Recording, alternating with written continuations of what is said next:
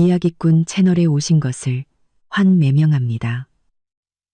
오늘의 이야기가 궁금하시다면 구독과 좋아요를 눌러주세요. 제 연봉이 10억인데 옷장엔 루이비통이 가득하죠. 그런 제가 남자친구 부모님 댁에 일부러 싸구려 보세 옷을 입고 찾아갔습니다. 미래의 시어머니가 혹시 속물은 아닌지 떠보려고요. 서울 스카이라운지 레스토랑에 도착하자마자 저를 위아래로 훑어보는 그분의 눈빛. 제게서 눈을 떼지 못하더군요. 그러다 갑자기 제 손에 두툼한 돈 봉투를 쥐어주는 게 아니겠어요? 하이힐 소리가 근사한 레스토랑의 대리석 바닥에 또렷하게 울려 퍼졌습니다. 이 스카이라운지는 제게 익숙한 곳입니다. 사업상 미팅으로 여러 번 왔었거든요. 눈 감고도 화장실을 찾을 수 있을 정도죠. 하지만 오늘은 달랐습니다. 남자친구 민준 씨가 제 손을 꽉 잡고 있었는데 손바닥이 축축했어요. 저보다 훨씬 긴장한 모양이었죠. 우리는 그의 어머니 이해숙 여사를 만나러 온 길이었습니다. 그가 제 귓가에 속삭였어요. 뜨거운 숨결이 목에 와닿았죠. 긴장하지 마. 우리 엄마 그냥 말씀이 좀 많으셔서 그렇지 좋은 분이야. 저는 입꼬리만 살짝 올렸습니다. 긴장이라니요. 제 이름은 박서윤. 제 인생에 긴장이란 두 글자는 없습니다. 연봉 10억을 버는 여자가 대체 무슨 상황을 못 겪어봤겠어요. 제 드레스룸에 걸린 루이비통, 샤넬 백들. 아무거나 하나만 꺼내도 평범한 직장인들. 반년치 월급은 좋게 될 겁니다. 하지만 오늘 저는 일부러 옷장 깊숙이 박아두었던 목이 다 늘어나고 해진 낡은 티셔츠를 꺼내 입었습니다. 색 바랜 청바지에 10,000원짜리 캔버스화를 신었죠. 심지어 세수도 안 하고 나왔습니다. 길에다 버려도 아무도 주워가지 않을 행색이었어요. 저는 그저 확인하고 싶었습니다. 민준 씨가 입이 닳도록 말하던 그 소박하고 좋으신 어머니가 과연 어떤 사람인지 말이죠. 직원의 안내를 받아 창가 자리에 도착하니 머리를 단정하게 올리고 고급스러운 실크 원피스를 차려입은 한 여인이 이미 앉아 있었습니다. 그녀가 바로 이해숙 여사였죠. 민준 씨를 보자 얼굴에 주름이 자글자글하게 잡히도록 활짝 웃더군요. 하지만 그 미소는 제게로 향하는 순간 그대로 얼어붙었습니다. 이쪽이 서윤 씨. 안녕하세요, 어머님. 최대한 가볍고 빠르게 인사했습니다.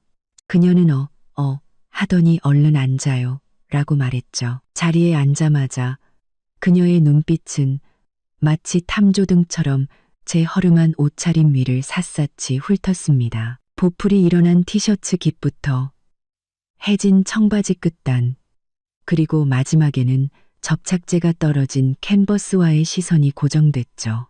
입꼬리가 미세하게 내려갔다가 황급히 메뉴판으로 시선을 돌리는 척했습니다. 민준 씨는 어색한 분위기를 풀어보려 했었죠. 어머니 오시는 길에 차는 안 막혔어요. 요즘 잠은 잘 주무시고요.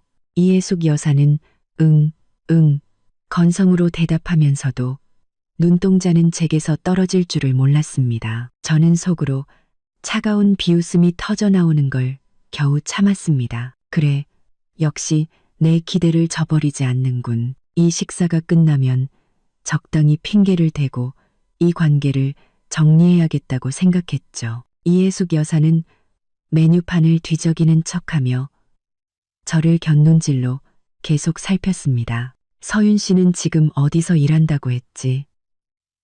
우리 민준이 얘기 들어보니까 엄청 바쁘다던데.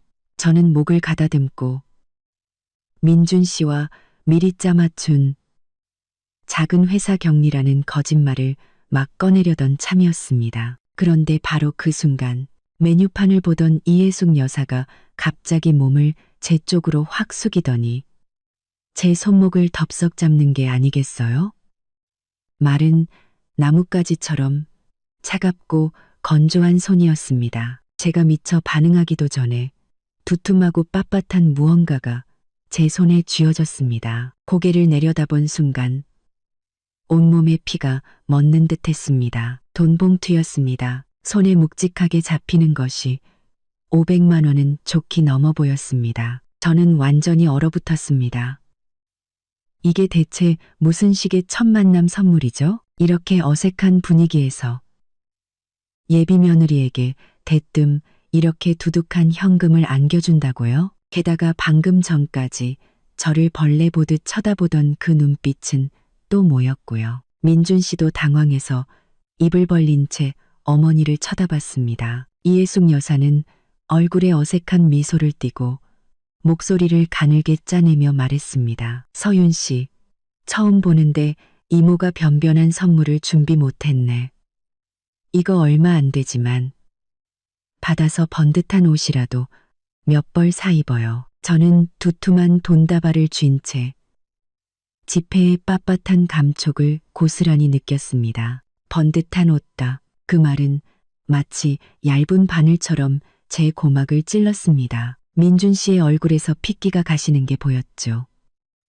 입술을 달싹이며 무언가 말하려 했지만 결국 어색하게 웃으며 말할 뿐이었습니다. 어머니, 뭘 이런 걸 다. 이해숙 여사는 아들은 아랑곳하지 않고 여전히 제 얼굴에 시선을 고정한 채였습니다. 그 미소는 마치 엉성하게 붙여놓은 가면 같았죠. 아가씨, 사양 말고 받아요.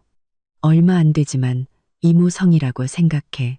우리 민준이가 속이 깊어서 사람 볼 줄 알거든. 난 그저 우리 아들이 착하고 성실한 아가씨 만났으면 했어. 말 한마디 한마디에 뼈가 있었습니다. 제 가치를 저울질하는 듯했죠. 착하고 성실한 아가씨라는 말은 제가 일부러 입고 온 이 초라한 행색과 정확히 맞물렸습니다. 저는 손끝에 살짝 힘을 주었습니다. 매끈한 봉투 표면이 구겨졌죠. 상황을 즐기려던 제 마음속 냉소는 어느새 가라앉고 그 자리에는 좀 더 현실적인 감정이 들어섰습니다. 저는 고개를 들어 그녀의 눈을 똑바로 마주했습니다. 그리고는 약간 놀란 듯하면서도 어쩔 줄 몰라 하는 완벽하게 계산된 표정을 지어 보였죠. 감사합니다. 어머님. 하지만 이건 너무 과분해서 받을 수가. 아니야.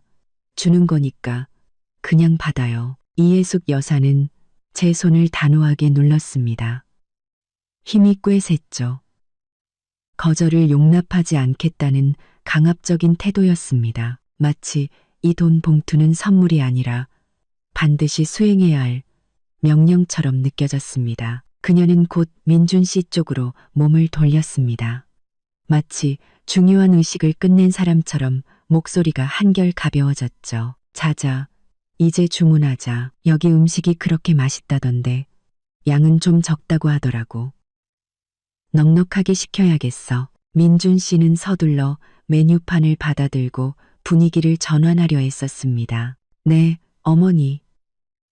여기 비둘기 요리가 시그니처 메뉴래요.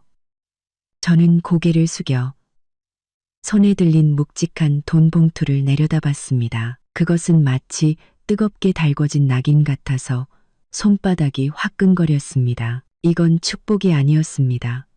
이건 선 긋기였습니다. 위에서 아래로 내려다보는 시혜이자 오늘의 이 초라함을 똑똑히 기억하라는, 네가 우리 집안에 얼마나 고개를 숙이고 들어와야 하는지를 각인시키는 행위였습니다. 좋아. 아주 좋아. 테스트 결과가 잔인할 정도로 명확하군. 음식이 나오기 시작했습니다. 정갈한 접시들이 테이블을 가득 메웠죠. 이해숙 여사의 말문이 트였습니다. 아들 민준 씨가 얼마나 잘났는지에 대한 이야기였죠. 초등학교 때부터 모범생이었던 이야기, 명문대를 졸업한 이야기, 그리고 지금은 안정적인 직장에서 미래가 창창하다는 이야기까지. 그녀는 말하는 내내 곁눈질로 제 반응을 살폈습니다. 우리 사이의 격차를 끊임없이 확인시키려는 듯했죠. 민준 씨가 몇 번이나 저를 대화에 끼워 넣으려 했지만 서윤 씨네 회사도 요즘 그때마다 이해숙 여사는 교묘하게 말을 잘랐습니다. 그래? 작은 회사도 좋지, 안정적이잖아. 우리 민준이처럼 스트레스 많이 받고 접대 많은 일보다야. 그녀는 전복 한 조각을 집어 자연스럽게 민준 씨의 접시에 놓아주며 말했습니다. 많이 먹고 기운내. 그러고는 마치 제가 이제야 생각났다는 듯 공용 젓가락으로 나물 한 줄기를 집어 제 접시에 놓아주었죠. 서윤 씨도 많이 먹어. 사양 말고. 방금 전 그 전복과 나란히 놓인 나물 한 줄기. 그 대비가 너무나 선명해서 눈이 시릴 정도였습니다. 그리고 또 저는 아무 말 없이 맛없는 나물을 씹었습니다. 맛이 느껴지지 않았죠. 그때 주머니 속 핸드폰이 짧게 진동했습니다.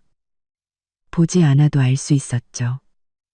최 비서가 오후 3시에 중요한 화상회의가 있다는 걸 알려주는 메시지일 겁니다. 상대 회사 대표가 저를 기다리고 있겠죠. 그 세계에서 저는 수천억 원대 예산을 주무르며 최종 결정을 내리는 박 대표입니다. 하지만 지금 이 스카이라운지에서 저는 새 옷을 사입을 하며 돈을 받아야 하는 어디 내놓기 부끄러운 박서윤일 뿐이었죠. 식사는 기묘한 분위기 속에서 끝을 향해 달려갔습니다. 이해숙 여사는 냅킨으로 입가를 닦으며 아무렇지 않다는 듯 말했습니다. 아참. 민준아. 다음 주 주말에 내 이모 환갑이잖아. 신라 호텔에서 가족들끼리 조촐하게 식사하기로 했어. 친척들 다 모이니까. 그녀는 저를 쳐다봤습니다. 그 눈빛에는 여전히 저를 평가하는 기색이 역력했죠. 서윤 씨도 시간 되면 같이 오지 그래? 와서 친척들한테 인사도 하고. 민준 씨가 기대에 찬 눈빛으로 저를 바라봤습니다. 저는 젓가락을 내려놓고 물 한 모금을 마셨습니다. 이해숙 여사와 민준 씨의 시선이 제게 집중되는 것이 느껴졌죠. 다음 주 주말이요. 저는 미간을 살짝 찌푸리며 적당히 난처한 표정을 지었습니다. 어머님, 공교롭게도 그날 야근을 해야 할 것 같아요. 저희 회사가 작아서 사장님이 워낙 빡빡하게 관리하시거든요. 휴가 내기가 좀 어려워서요. 이해숙 여사의 얼굴에서 미소가 살짝 옅어졌습니다. 그래? 아쉽네. 그녀는 더 이상 아무 말도 하지 않았지만 그 눈빛에는 그럴 줄 알았지라는 네 글자가 선명하게 쓰여 있었습니다. 민준 씨가 서둘러 분위기를 수습했습니다. 괜찮아, 괜찮아. 다음에 기회는 또 있으니까. 저는 돈 봉투를 챙겨 자리에서 일어났습니다. 어머님, 오늘 정말 잘 먹었습니다. 그리고 이건 전 이만 회사에 들어가 봐야 할 것 같아요. 오후에 처리할 일이 좀 남아서요. 이해숙 여사는 고개를 끄덕일 뿐 자리에서 일어날 생각은 없어 보였습니다. 그래요. 조심해서 가요. 민준 씨가 저를 배웅하러 따라 나왔습니다. 레스토랑 입구에서 그가 제 손을 잡으며 죄책감 가득한 얼굴로 말했죠. 서윤아, 미안해. 우리 엄마가 원래 저런 분이야. 아기는 없는데 말투가 좀 그래서. 저는 그의 말을 끊었습니다. 얼굴에 피곤한 미소를 띠며 말했죠. 괜찮아. 이해해. 어머님 좋은 분 같아. 얼른 들어가 봐. 어머님 기다리시겠다. 그는 잠시 망설이다가 결국 레스토랑 안으로 돌아갔습니다. 저는 레스토랑의 화려한 문 너머로 사라지는 그의 뒷모습을 보며 얼굴에서 미소를 싹 지웠습니다. 그리고는 캔버스와 안창 밑에 숨겨두었던 아까 그들이 눈치채지 못하게 숨겨둔 제 차키를 꺼냈습니다. 포르쉐 차키였죠. 눈부신 방패 문양이 오후의 햇살 아래 차갑고 비정한 빛을 내뿜고 있었습니다. 저는 주차장 구석에 세워둔 포르쉐 911을 타지 않았습니다. 대신 레스토랑 앞에 있는 택시 승강장으로 곧장 걸어갔죠. 택시 문을 열고 올라타 기사님께 강남에 있는 제 최고급 아파트 주소를 말했습니다. 그리고는 핸드폰을 꺼내 최 비서에게 전화를 걸었죠. 신호음이 한번 울리기도 전에 전화가 연결되었습니다. 대표님, 저는 택시의 낡은 뒷좌석에 몸을 기댄 채 창밖으로 빠르게 스쳐 지나가는 화려한 서울의 풍경을 바라보며 감정 없는 목소리로 말했습니다. 오후 회의는 예정대로 진행해요. 그리고 다음 주 주말 신라호텔에서 열리는 김민준 씨 이모님 환갑연 어느 홀에서 하는지 정확히 알아봐줘요. 택시는 강북의 좁은 골목길을 달렸습니다. 공기 중에는 음식 냄새와 시장의 소음이 뒤섞여 있었죠. 방금 제가 떠나온 고급스러운 향수가 뿌려져 있고 부드러운 피아노 연주가 흐르던 그 스카이라운지와는 마치 다른 세상 같았습니다. 기사님이 백미러로 저를 힐끗 쳐다봤습니다. 아마도 물 빠진 티셔츠에 캔버스화를 신은 제가 어째서 그 비싼 동네에 사는지 궁금했을 겁니다. 저는 신경 쓰지 않고 창밖만 바라봤습니다. 손에 쥔 돈 봉투가 거슬렸습니다. 청바지 주머니에 쑤셔 넣었지만 손끝에는 여전히 그 묵직하고 모욕적인 감촉이 남아있는 듯 했습니다. 번듯한 옷이라도 몇 벌 사입어라는 이해숙 여사의 말이 마치 고장난 녹음기처럼 머릿속에서 계속 맴돌았죠. 제가 사는 아파트 앞에서 택시가 멈췄습니다. 통유리로 된 이 초고층 빌딩은 햇빛을 받아 반짝이며 주변의 낡은 주택들과 어울리지 않게 서 있었습니다. 경비 아저씨가 저를 알아보고는 공손하게 무거운 유리문을 열어주었습니다. 박 대표님, 오셨습니까? 저는 고개를 끄덕이고 층고가 높은 로비를 지나 펜트하우스로 직행하는 엘리베이터 버튼을 눌렀습니다. 엘리베이터 거울에 비친 제 모습은 민낯에 헝클어진 머리, 싸구려 옷차림, 정말이지 번듯하지 못했죠. 하지만 누가 상상이나 할까요? 이렇게 초라해 보이는 여자가 이 건물에서 가장 비싼 집의 주인이라는 것을. 엘리베이터 문이 소리 없이 열리며 집 안으로 바로 연결되었습니다. 현관은 춤이라도 출 수 있을 만큼 넓었고 공기 중에는 제가 늘 사용하는 차가운 향에 디퓨저 냄새가 퍼져 있었습니다. 저는 발을 조이던 캔버스화를 벗어 던지고 따뜻한 원목 바닥을 맨발로 밟았습니다. 그리고는 곧장 드레스룸으로 향했죠. 딸깍 소리와 함께 조명이 켜지자 벽면을 가득 채운 유리장 너머로 계절과 색상별로 완벽하게 정리된 옷과 액세서리들이 모습을 드러냈습니다. 중앙 유리장에는 한정판 버킨백과 캘리백, 그리고 줄지어 늘어선 루이비통과 샤넬의 신상백들이 조명 아래 조용히 진열되어 있었습니다. 마치 사열을 기다리는 군인들처럼요. 이것이 바로 저 박서윤의 진짜 일상이었습니다. 저는 드레스룸 가장 안쪽으로 걸어가 눈에 띄지 않는 서랍 하나를 열었습니다. 그리고 그 두툼한 돈 봉투를 아무렇게나 던져 넣었죠. 수많은 명품 시계와 보석들 사이에서 그 붉은 봉투는 유난히 튀고 우스꽝스러워 보였습니다. 동정이라고? 나 박서윤에게 감히 누가 동정을 해? 핸드폰이 다시 진동했습니다. 최 비서였죠. 대표님, 화상회의 시작까지 15분 남았습니다. 상대편 대표님은 이미 접속해서 대기 중이십니다. 알았어요. 저는 짧게 대답했습니다. 목소리는 이미 평소의 냉정함을 되찾아 있었죠. 욕실로 빠르게 걸어가 최대한 빠른 속도로 샤워를 했습니다. 몸에 밴 끈적함과 그 불쾌했던 식사가 남긴 재수없는 기운을 씻어냈죠.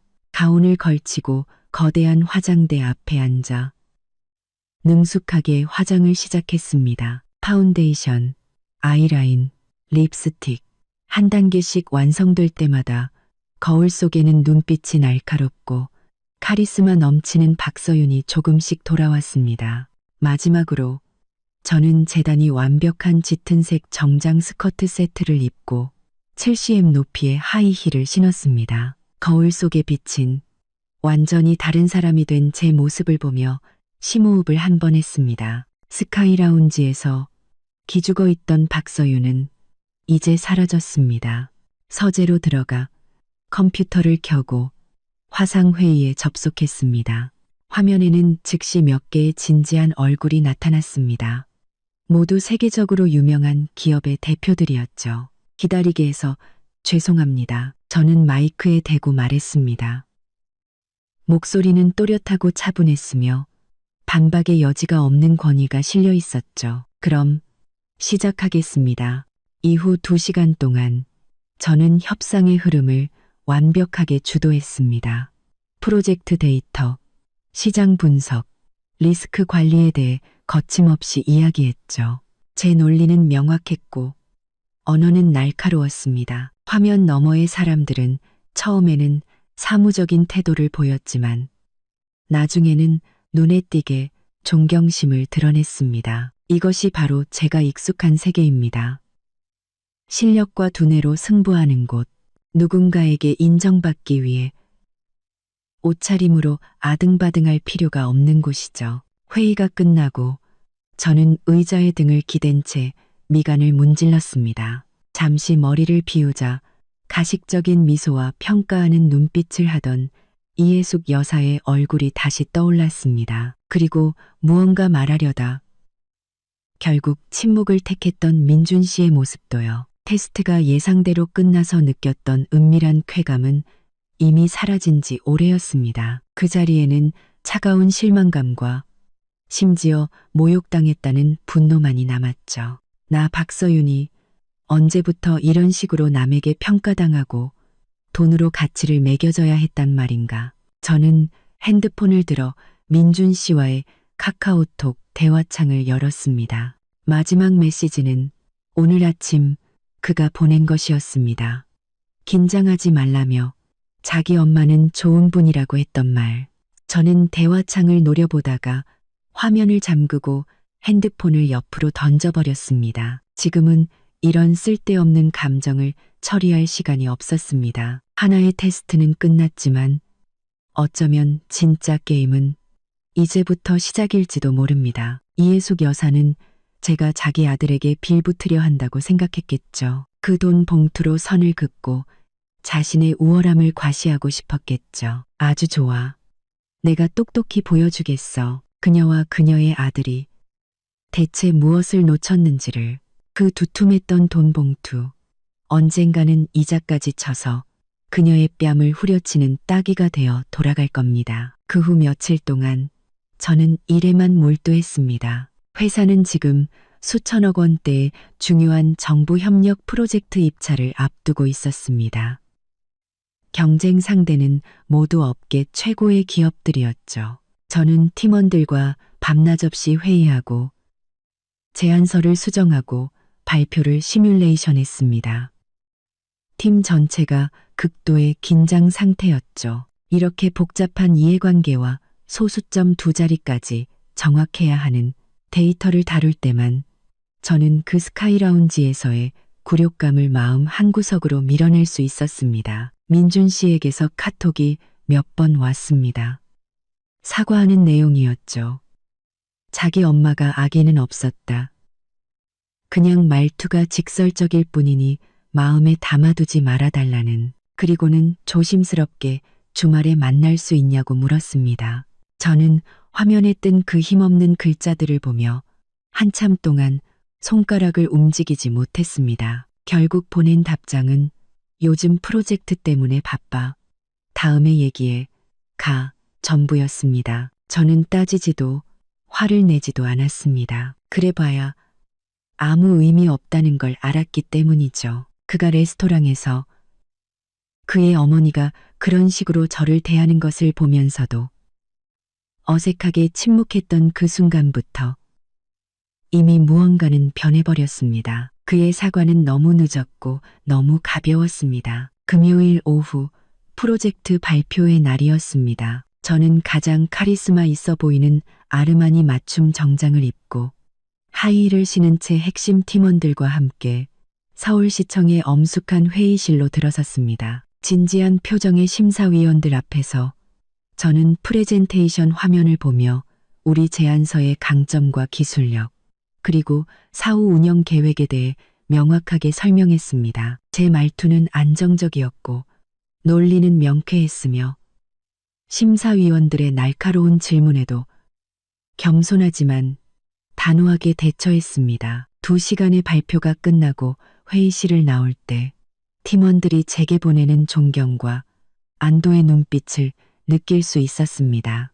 저는 우리가 이겼다는 것을 직감했죠. 회사로 돌아오자마자 최 비서가 다가와 낮은 목소리로 말했습니다. 대표님, 김민준 씨라는 분이 회의실에서 기다리고 계십니다.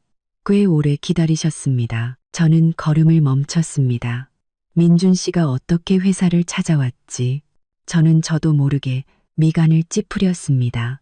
내 사무실로 오라고 해요. 사무실에서 저는 빠르게 립스틱을 고쳐 바르고 제 모습이 완벽한지 확인했습니다. 그리고 나서야 최 비서에게 민준 씨를 들여보내라고 했죠. 그는 문을 열고 들어섰습니다.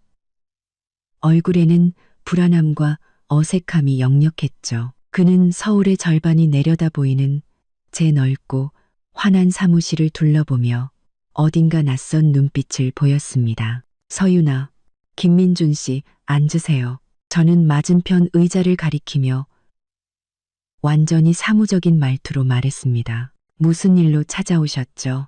김민준 씨라는 호칭에 그는 잠시 멈칫하더니 어색하게 자리에 앉았습니다. 서윤아, 그러지 마. 화난 거 알아. 그날 엄마가 정말 심했어. 내가 대신 사과할게. 저는 표정 없는 얼굴로 그를 바라봤습니다. 사과는 잘 들었어요. 그게 전부라면 이만 돌아가 주세요. 처리할 업무가 많아서요. 그가 다급하게 말했습니다. 사과만 하러 온 게 아니야. 내일 이모 환갑연 신라호텔 금수홀에서 해. 서윤아, 와주면 안 될까? 엄마랑 얘기 다 했어. 다시는 안 그러실 거야. 나한테 기회를 한 번만 줘. 응. 저는 넓은 의자에 등을 기댄 채 손가락으로 책상을 톡톡 두드렸습니다. 기회를 달라고? 이해숙 여사에 더 교묘해질지도 모를 평가와 모욕을 또 받으러 가라고? 저는 그의 초조하고 간절한 눈빛을 바라봤습니다. 제 마음속 차가운 어딘가에 가는 실금이 생기는 것 같았죠. 그래, 어디 한번 보자. 친척들이 다 모인 자리에서 이해숙 여사가 어떤 연기를 펼칠지, 그리고 더 중요한 것은 저 역시 그 테스트에 마침표를 찍을 이해숙 여사가 전혀 예상하지 못할 무대가 필요했습니다. 저는 잠시 침묵했습니다. 민준 씨의 눈에서 희망의 빛이 꺼져갈 때쯤 저는 나지막이 입을 열었습니다. 좋아요. 내일 몇 시죠? 그의 얼굴에 즉시 환한 미소가 번졌습니다. 저녁 6시. 금수홀이야. 서윤아, 정말 고마워. 내가 꼭. 저는 손을 들어 그의 말을 막았습니다. 정시에 도착할게요.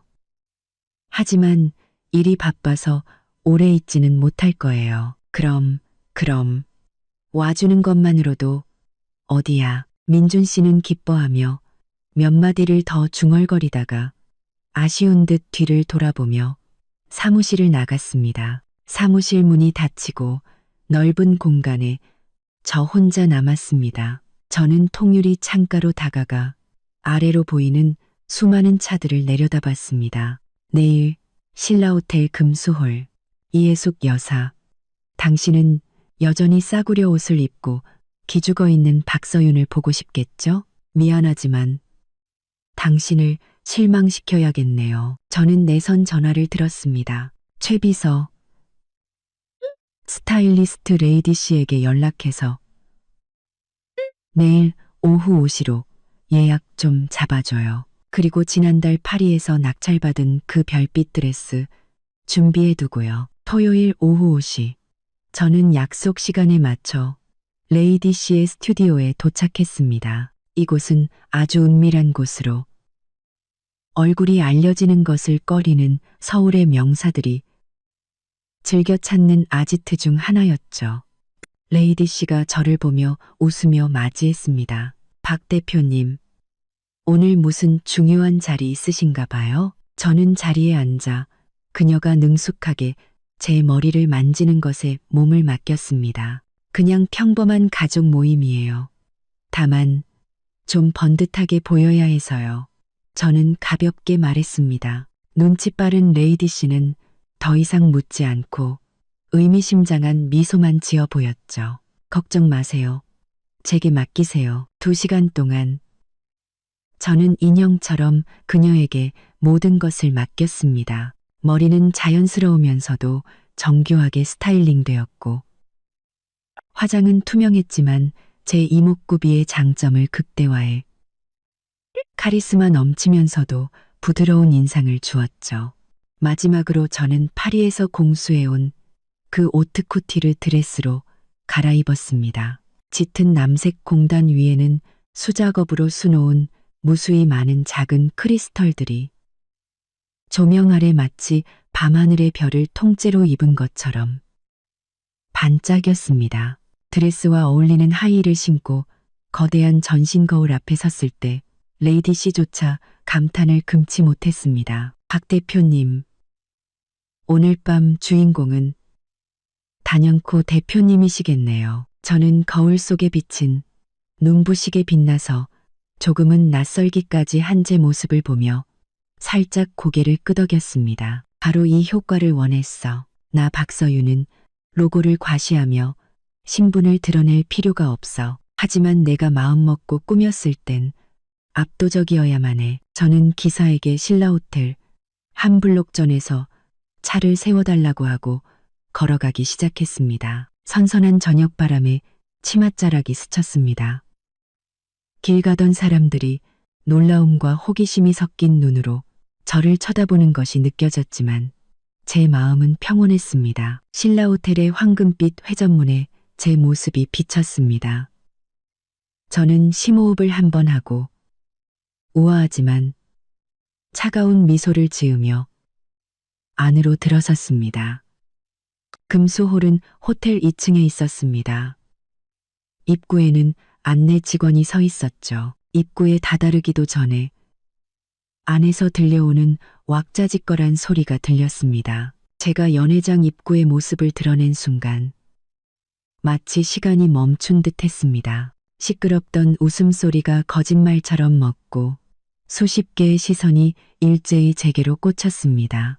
놀라움, 호기심, 그리고 믿을 수 없다는 듯한 눈빛들이었죠. 저는 한눈에 메인 테이블 옆에 앉은 이해숙 여사를 발견했습니다. 그녀는 옆에 앉은 귀부인과 웃으며 대화를 나누고 있었죠. 분위기가 이상한 것을 감지한 그녀가 고개를 돌렸고 그 순간 그녀의 미소는 지난번 스카이라운지에서처럼 얼굴 위에서 그대로 얼어붙었습니다. 그녀는 눈을 동그랗게 뜨고 손에 든 와인잔을 살짝 기울여 와인을 쏟을 뻔했습니다. 그녀는 제 머리끝부터 발끝까지 훑어보았습니다.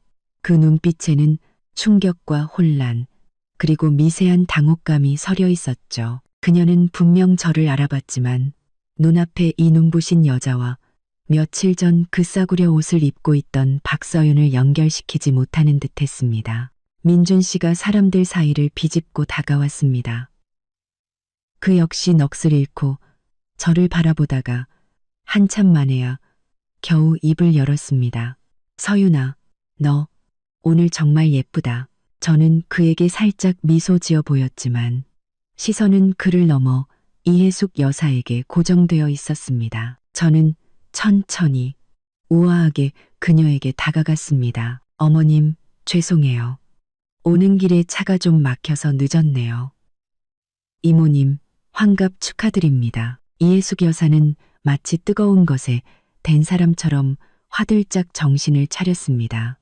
그리고는 극도로 부자연스러운 미소를 지으며 말했죠. 왔으면 됐어. 어서 와. 옆에 있던 이모님이 호기심 가득한 눈으로 저를 보며 물었습니다. 민준아, 이 아가씨는 누구니? 민준 씨가 서둘러 소개했습니다. 이모, 제 여자친구 박서윤이에요. 이모님은 얼굴에 한바구음을 지으며 말했습니다. 어머나, 아가씨가 정말 인형 같네. 어서 이리 와서 앉아요. 이해숙 여사가 뻣뻣하게 옆으로 자리를 비켜주었고 저는 자연스럽게 그 자리에 앉았습니다. 주변 친척들의 탐색하는 듯한 시선이 느껴졌죠. 제 옷차림과 분위기는 그들이 상상했던 김민준의 여자친구의 수준을 훨씬 뛰어넘는 것이 분명했습니다. 저녁 식사 내내 이해숙 여사는 안절부절 못하는 모습이었습니다. 지난번처럼 아들이 얼마나 잘났는지 떠들어대지도 않고 오히려 말이 없었죠. 그저 가끔씩 복잡하기 짝이 없는 눈빛으로 저를 훔쳐볼 뿐이었습니다. 한 친척이 제게 어디서 일하는지 물었습니다. 저는 미소 지으며 대답했죠. 그냥 작은 투자 회사에서 관리직으로 일하고 있어요. 이해숙 여사의 귀가 쫑긋 세워졌습니다. 민준 씨가 저를 대신해 자랑하려 했죠. 서윤이네 회사 엄청 유명한 곳이에요. 요즘 제일 잘 나가는. 저는 테이블 아래에서 가볍게 그의 다리를 쳤습니다. 그리고는 그의 말을 잘랐죠. 그냥 평범한 월급쟁이인걸요. 민준 씨처럼 안정적인 직장이 최고죠. 제가 겸손하게 말하자 이해숙 여사의 얼굴 근육이 미세하게 떨렸습니다. 눈 속의 의심은 더욱 깊어졌죠. 케이크를 자를 때 분위기가 조금 풀렸습니다. 이해숙 여사는 마침내 참을 수 없었는지 제게 가까이 다가와 목소리를 낮춰 물었습니다. 서윤 씨, 오늘 입은 드레스 꽤 비싸 보이는데 어느 백화점에서 샀어? 저는 냅킨으로 입가를 닦으며 아무렇지 않은 말투로 대답했습니다. 친구가 대신 사다 준 거라 저는 잘 모르겠네요. 어머님, 이 케이크 정말 맛있네요. 저는 능숙하게 화제를 돌렸습니다. 이해숙 여사는 마치 허공에 주먹을 날린 사람처럼 얼굴이 더욱 굳어졌습니다. 저는 그녀의 마음속 의심이 눈덩이처럼 불어나고 있다는 것을 알 수 있었습니다. 그 싸구려 옷을 입고 돈 봉투를 받던 여자와 지금 눈앞에 우아하고 기품 있는 여자. 대체 어느 쪽이 진짜 박서윤일까? 이것이 바로 제가 원했던 반응이었습니다. 환갑연은 미묘한 분위기 속에서 끝났습니다. 저는 약속대로 케이크를 자르자마자 자리에서 일어났죠. 이모님은 제 손을 잡고 다음에 꼭 다시 놀러 오라며 진심으로 저를 마음에 들어하는 눈치였습니다. 이해숙 여사는 그 옆에 서서 마치 풀로 붙여놓은 듯한 어색한 미소로 맞장구를 칠 뿐이었습니다. 민준 씨가 저를 배웅하러 나왔습니다. 그는 내내 들떠 있었죠. 서윤아, 오늘 내 덕분에 내 어깨가 얼마나 으쓱했는지 몰라. 우리 이모들 눈이 다 휘둥그레졌어. 우리 엄마도 이제 너를 다시 보셨을 거야. 저는 걸음을 멈추고 호텔의 화려한 샹들리에 아래에서 그를 바라봤습니다. 민준 씨, 내가 오늘 온 게 당신 체면 세워주려고. 혹은 어머님께 잘 보이려고 온 것 같아요. 그는 잠시 멈칫하더니 들뜬 표정이 조금 가라앉았습니다. 아니, 내 말은 그게 아니라. 서윤아, 지난번엔 우리 엄마가 잘못했어. 하지만 오늘 봐. 오늘은 오늘일 뿐이죠. 저는 그의 말을 끊었습니다. 목소리는 평온했지만 그가 반박할 수 없는 냉정함이 담겨 있었죠. 피곤하네요. 먼저 들어갈게요. 그는 더 이상 저를 붙잡지 못했습니다. 그저 실망한 눈빛으로 말했죠. 그래, 조심해서 들어가. 집에 도착하면 연락하고. 저는 고개를 끄덕이고 엘리베이터 쪽으로 돌아섰습니다. 뒤돌아보지 않아도 그가 그 자리에 서서 저를 바라보는 시선이 느껴졌습니다. 하지만 제 마음에는 아무런 파동도 일지 않았습니다. 오늘 밤의 목적은 달성되었습니다. 이해숙 여사의 마음 속에 충분히 무거운 의심의 씨앗을 심었으니까요. 그것으로 충분했습니다. 다음 주 월요일. 저는 정부 프로젝트의 마지막 단계에 온 힘을 쏟았습니다. 결과는 예상대로 우리 회사가 압도적인 점수차로 낙찰되었습니다. 소식이 전해지자 회사 전체가 축제 분위기였죠. 저는 프로젝트 팀원 모두에게 두둑한 보너스를 지급하고 축하 파티를 열어주었습니다. 하지만 저는 잠시 얼굴만 비추고 샴페인 한 잔만 마신 뒤 먼저 자리를 떴습니다. 이런 시끄러운 즐거움은 더 이상 제 마음을 움직이지 못하는 것 같았습니다. 파티 다음 날 저는 오랜만에 늦잠을 잤습니다. 눈을 떴을 땐 햇살이 침실을 가득 채우고 있었죠. 저는 침대에 기댄 채 핸드폰을 들고 습관처럼 업무 메일부터 확인했습니다. 그리고 카카오톡을 열었죠. 민준 씨와의 대화창에 어제 보낸 몇 개의 메시지가 와 있었습니다. 축하 파티는 잘했는지 자기도 기쁘다는 내용이었죠. 저는 훑어보기만 하고 답장하지 않았습니다. 스크롤을 내리자 예상 밖이지만 어쩌면 당연한 친구 추가 요청이 와 있었습니다. 프로필 사진은 연꽃, 이름은 늘 감사하며 요청 메시지에는 서윤 씨, 민준이 엄마예요. 라고 쓰여 있었죠. 제 손가락이 화면 위에서 잠시 멈췄습니다. 이해숙 여사가 드디어 참지 못하고 나섰군. 저는 수락 버튼을 눌렀습니다. 그러자 거의 즉시 상대방의 상태가 입력 중으로 바뀌었습니다. 좋길 이분이 흐른 뒤에야 메시지 하나가 도착했습니다. 민준 엄마 서윤 씨, 이모야. 어제 민준이한테 들었는데 회사에서 엄청 큰 프로젝트를 따냈다며 이모가 다 기쁘네. 젊은 사람이 정말 대단해. 저는 그 노골적인 호기심과 의도가 담긴 메시지를 보며 핸드폰 너머로 조심스러우면서도 궁금해 못 견디는 이해숙 여사의 표정을 상상했습니다. 저는 간단히 두 글자로 답장했습니다. 감사합니다. 민준 엄마. 아이고, 뭘. 당연하지. 저기, 서윤 씨, 내일 점심에 시간 괜찮아? 이모 친구가 하는 한정식 집이 있는데 음식이 아주 기가 막히거든. 축하도 할 겸 이모가 밥 한 끼 사주고 싶어서. 저는 그 초대 메시지를 보며 입가에 냉소가 번지는 것을 느꼈습니다. 축하는 핑계고 제 정체를 파악하려는 속셈이겠죠. 지난번 환갑연에서 제 모습이 그녀의 상상을 초월했고 민준 씨가 제 일에 대해 어렴풋이 흘린 정보가 그녀의 의심과 불안을 키웠을 겁니다. 그녀는 확인해야만 했던 거죠. 갑자기 정체를 알 수 없게 된 이 예비 며느리가 대체 어떤 사람인지를. 저는 원래 거절하려 했지만 마음을 바꾸었습니다. 왜 안 되겠어? 그녀에게 직접 나를 조사할 기회를 주는 것도 나쁘지 않지. 이번에는 또 어떤 방식으로 내 가치를 저울질할지 어디 한번 보고 싶어졌습니다. 저는 답장했습니다. 어머님, 너무 감사해요. 내일 점심시간 괜찮을 것 같아요. 주소 보내주세요. 민준 엄마. 그래. 주소는 내일 11시 반에 이모가 식당 앞에서 기다리고 있을게. 핸드폰을 내려놓고 저는 드레스룸으로 걸어갔습니다.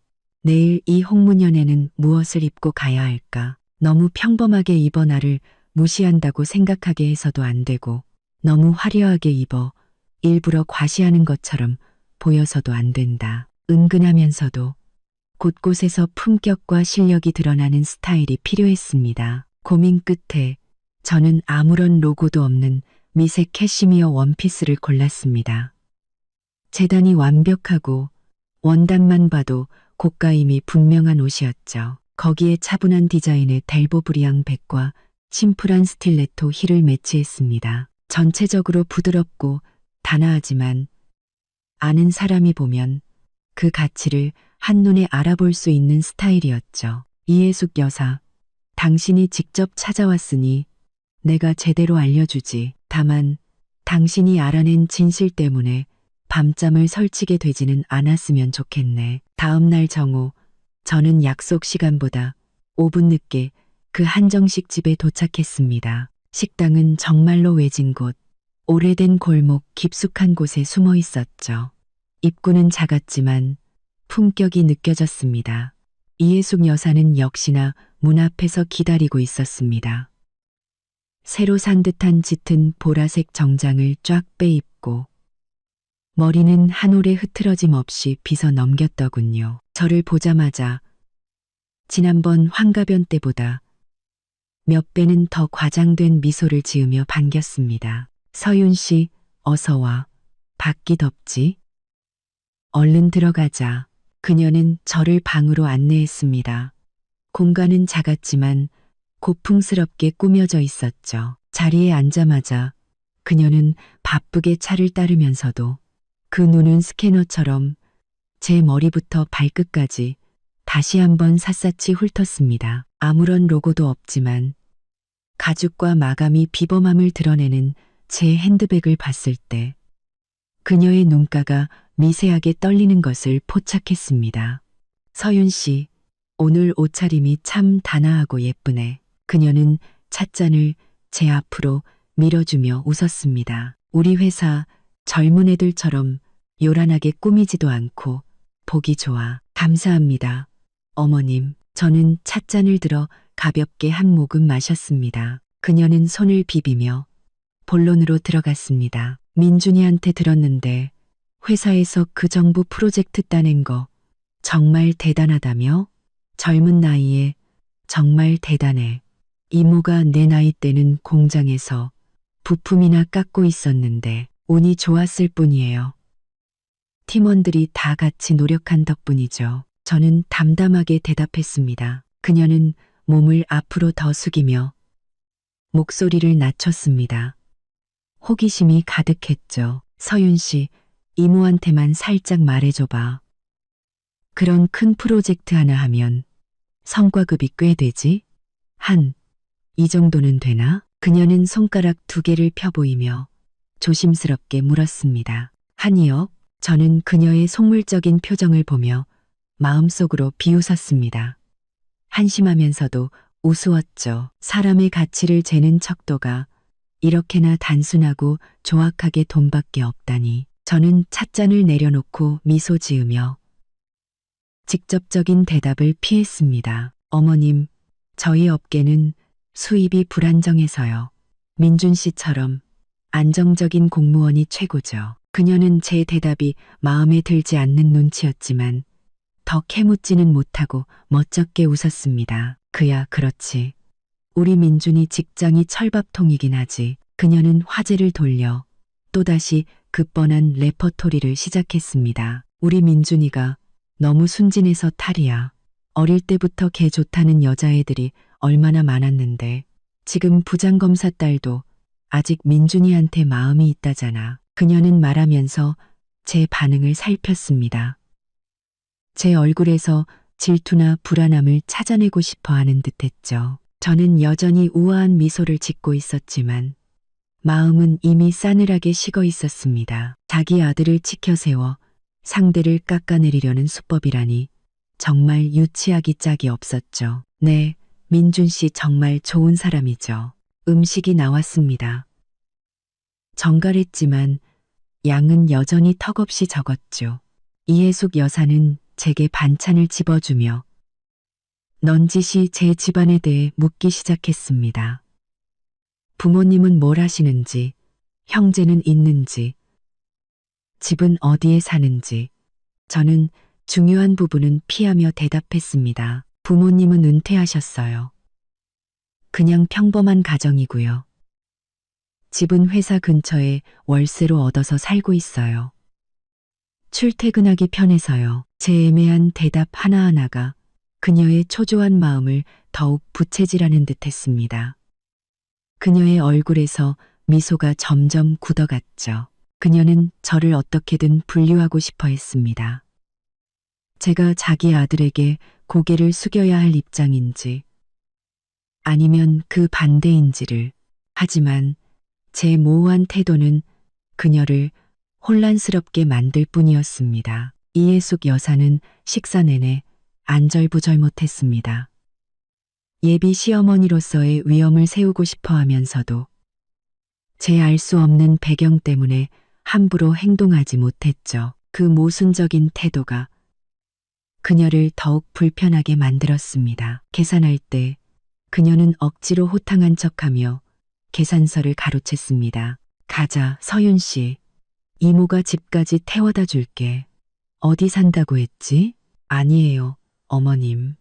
근처에서 친구 만나기로 해서 친구가 데리러 올 거예요. 저는 그녀의 제안을 거절하고 함께 골목 입구까지 걸어 나왔습니다. 그래, 그럼 조심해서 가. 이예숙 여사는 길가에 서서 복잡한 눈빛으로 저를 바라보며 무언가 말하려다 결국 그저 손만 흔들었습니다. 저는 버스 정류장으로 향하는 그녀의 뒷모습을 잠시 바라보다가 반대 방향으로 천천히 걸음을 옮겼습니다. 골목 두 개를 돌자 차분하지만 값비싼 제 검은색 세단이 조용히 길가에 서 있었습니다. 기사가 이미 내려서 제 차 문을 열어주고 있었죠. 차에 올라타 바깥의 소음과 단절되자 저는 비로소 긴 한숨을 내쉬었습니다. 이예숙 여사를 상대하는 것은 8시간 연속 회의를 하는 것보다 더 피곤한 일이었습니다. 그녀의 눈빛 하나,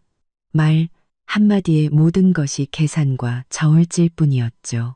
하지만 이번 만남을 통해 저는 민준 씨와 제가 결코 같은 세상 사람이 아니라는 것을 다시 한번 확신했습니다. 단순한 경제력의 차이가 아니었습니다. 세상을 보는 눈, 가치관, 모든 것이 달랐죠. 그는 좋은 사람일지 모릅니다. 하지만 그의 가족, 속물근성과 편협함으로 둘러싸인 그 세계는 제가 단 하루도 견딜 수 없는 곳이었습니다. 그 두툼했던 돈봉투는 여전히 제 드레스룸 서랍 안에 잠들어 있었습니다. 그것은 마치 가시처럼 이 모든 일의 시작이었던 그 어리석은 테스트를 계속해서 상기시켰죠. 이제 그 테스트는 의미를 잃었습니다. 남은 것은 이 잘못된 관계를 어떻게 품위 있고 완벽하게 끝내는가 하는 문제뿐이었습니다. 회사로 돌아오니 오후에 중요한 해외 화상회의가 기다리고 있었습니다. 저는 즉시 마음을 다잡고 일에 몰두했죠. 오직 이렇게 현실적인 업무를 처리할 때만 저는 이예숙 여사가 남긴 그 끈적하고 불쾌한 감정에서 벗어날 수 있었습니다. 회의는 순조롭게 끝났습니다. 상대방은 우리 회사가 낙찰된 프로젝트에 강한 협력 의사를 보였죠. 회의가 끝났을 때 창밖은 이미 어둠이 내리고 있었습니다. 저는 의자의 등을 기댄 채 지끈거리는 관자놀이를 눌렀습니다. 최 비서가 노크하고 들어와 결제 서류를 내려놓으며 말했습니다. 대표님, VVIP 자선 디너는 다음 주 금요일 저녁입니다. 그러네, 일정 확정할까요? VVIP 자선 디너. 저는 잠시 잊고 있었습니다. 서울의 최상류층만 초대되는 고급 자선 행사였죠. 매년 초대장을 받았지만 이런저런 핑계로 거절해왔습니다. 이런 사교 행사는 제 관심사가 아니었으니까요. 하지만 올해는 저는 책상 위 핸드폰, 민준 씨와의 대화창을 바라보다가 문득 한 가지 생각이 떠올랐습니다. 확정해요. 참석할게요. 제가 최 비서에게 말했습니다. 최 비서는 조금 놀란 듯 했지만 곧바로 고개를 끄덕였습니다. 네, 알겠습니다. 바로 확정하고 드레스 준비하겠습니다.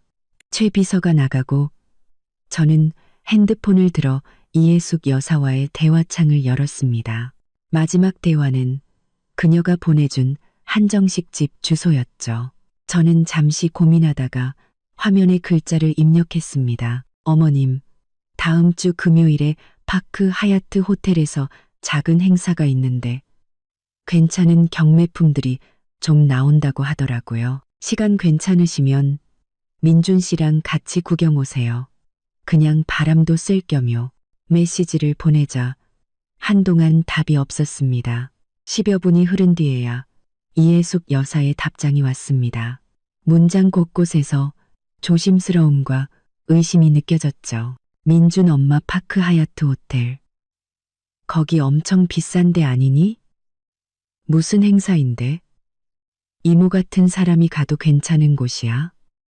저는 핸드폰을 보며 그녀가 호기심에 못 이기면서도 촌스럽다고 무시당할까봐 걱정하는 모습을 상상했습니다. 자선 디너예요. 별거 아니고 그냥 사람들 모여서 좋은 일 하는 자리니까 괜찮아요. 제가 가볍게 답장했습니다. 잠시 후 그녀가 다시 답장을 보내왔습니다. 민준 엄마 그래? 그럼 이모가 한 번도 구경 못 해본 덴데 너희 젊은 애들 따라서 구경이나 가볼까? 민준이한테도 말해볼게. 핸드폰을 내려놓으며 저는 미끼가 던져졌음을 알았습니다. 이해숙 여사의 성격상 제 진짜 인맥과 생활 수준을 가까이서 엿볼 수 있는 이 기회를 절대 놓치지 않을 겁니다. 그리고 민준 씨 역시 어떻게든 관계를 회복하고 싶어서 분명히 따라 나서겠죠. 그 후 며칠간 저는 평소처럼 바쁘게 지내며 그들에게 먼저 연락하지 않았습니다. 민준 씨에게서 몇 번 연락이 왔지만 저는 짧고 무미건조하게 답장할 뿐이었죠. 금요일 저녁 저는 레이디 씨를 불러 스타일링을 받았습니다. 오늘의 드레스는 제가 특별히 고른 은색 프린지 장식의 롱드레스였습니다. 걸을 때마다 빛을 받아 반짝이는 차분하면서도 화려한 디자인이었죠. 액세서리는 심플한 다이아몬드 귀걸이 하나로 포인트를 주었습니다. 거울 속에 비친 고혹적이면서도 카리스마 넘치는 제 모습을 보며 저는 만족스럽게 고개를 끄덕였습니다. 오늘 밤 제가 주인공이 될 필요는 없습니다. 하지만 특정 인물들에게 우리 사이의 간극이 그깟 돈 봉투 따위로는 결코 메워질 수 없는 것임을 똑똑히 보여줘야 했습니다. 기사는 파크 하얏트 호텔의 레드카펫 앞에 차를 세웠습니다. 도어맨이 공손하게 문을 열어주었고 제가 차에서 내리는 순간 수많은 시선이 쏟아졌습니다.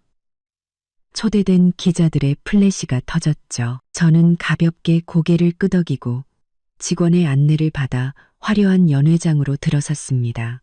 연회장 안은 이미 수많은 사람들로 가득 차 있었죠. 저는 곧 몇몇 익숙한 비즈니스 파트너들을 발견하고 미소 지으며 다가가 인사를 나눴습니다. 우리는 최근 시장 동향과 협력 가능성에 대해 가볍게 대화를 나누었죠. 한 대기업 회장님과 신도시 개발 투자에 대해 이야기하고 있을 때였습니다. 제 눈초리에 입구에서 어쩔 줄 몰라 하며 서 있는 두 사람이 들어왔습니다. 너무나 익숙하면서도 이 장소와는 전혀 어울리지 않는 모습이었죠. 민준 씨는 오늘을 위해 새로 산 것이 분명하지만 몸에 잘 맞지 않는 정장을 입고 있었고 그 옆에 이해숙 여사는 더욱 가관이었습니다. 색이 촌스러운 스팽글 한복 드레스에 목에는 과하게 큰 진주 목걸이를 걸고 있었죠. 그녀는 눈을 동그랗게 뜨고 마치 처음 서울 구경 온 사람처럼 연회장 안을 탐욕스럽고 놀란 눈으로 훑어보고 있었습니다. 화려한 샹들리에 명품으로 치장한 사람들 그리고 웨이터들이 들고 다니는 고급스러운 음식들까지. 그러다 그녀의 시선이 인파를 뚫고 제게 와서 꽂혔습니다. 그 순간 그녀의 얼굴 표정은 정말이지 장관이었습니다. 처음에는 믿을 수 없다는 듯한 충격, 그리고는 제가 대화를 나누고 있는 그녀가 TV나 경제 잡지에서나 봤을 법한 인물들을 보며 엄청난 혼란에 빠졌죠. 마지막으로 그 모든 감정은 하얗게 질린 얼굴 위로 떠오른 당혹감과 공포로 변했습니다. 그녀는 마침내 깨달은 듯 했습니다. 자신이 그깟 돈 봉투와 말 몇 마디로 내치려 했던 상대가 대체 어떤 존재였는지를. 저는 멀리서 그들을 향해 들고 있던 샴페인 잔을 살짝 들어보였습니다. 그리고는 완벽하게 계산된 하지만 차갑고 무심한 미소를 지어 보였죠. 이해숙 여사는 제 시선에 댄 듯 황급히 고개를 숙이고 민준 씨의 팔을 꽉 잡았습니다. 민준 씨 역시 저를 보고 있었죠. 그의 얼굴에는 놀라움과 함께 깊은 당혹감이 스쳐 지나갔습니다. 그는 아마 상상도 못했을 겁니다. 이렇게나 낯선 세계에서 이런 모습으로 저와 마주치게 될 줄은. 저는 바로 다가가지 않았습니다. 그들이 이질감과 어색함 속에서 좀 더 버텨보도록 내버려 두었죠. 이 보이지 않는 벽을 온몸으로 느껴보는 것도 좋은 경험이 될 테니까요. 제 대화 상대였던 회장님이 제 시선을 따라 그들을 보고는 웃으며 물었습니다. 박 대표, 아는 분들이신가? 저는 시선을 거두며 아무렇지 않은 말투로 대답했습니다. 글쎄요, 회장님, 아까 말씀하시던 그 신도시 부지 말인데요. 저는 아무 일 없었다는 듯 대화를 이어갔습니다. 하지만 제 시야 한 구석에는 마치 조각상처럼 그 자리에 얼어붙어 어쩔 줄 몰라 하는 이해숙 여사와 민준 씨의 모습이 들어왔습니다. 자선 경매가 시작되었습니다. 하객들이 자리에 앉았죠. 제 자리는 앞쪽의 VIP석이었고 그들의 초대장 등급으로는 가장 뒷줄에 눈에 띄지 않는 구석 자리에 앉을 수밖에 없었을 겁니다. 저는 돌아보지 않아도 등 뒤에 꽂히는 그 두 개의 뜨거운 시선을 느낄 수 있었습니다. 경매품 대부분은 예술품이나 보석 혹은 특별한 경험 상품들이었습니다. 한 조선백자가 고가에 낙찰되었을 때 장내에서는 박수가 터져 나왔습니다. 저는 뒷줄에서 이해숙 여사가 겨우 참는 듯한 하지만 선명하게 들리는 탄식 소리를 들었습니다. 세상에 저런 그릇 쪼가리가. 민준 씨가 그녀를 말리는 듯한 소리가 작게 들렸죠. 경매가 막바지에 이르렀을 때 최고급 비치 목걸이가 등장했습니다. 시작 가격부터가 엄청났지만 입찰자가 많아 가격은 계속해서 치솟았죠. 어느 순간부터 번호판을 드는 사람이 눈에 띄게 줄었습니다. 저는 이해숙 여사가 목을 길게 빼고 그 목걸이에서 눈을 떼지 못하는 것을 보았습니다. 입으로는 무언가 중얼거리고 있었죠. 아마도 상상도 못할 가격에 대한 감탄이었을 겁니다.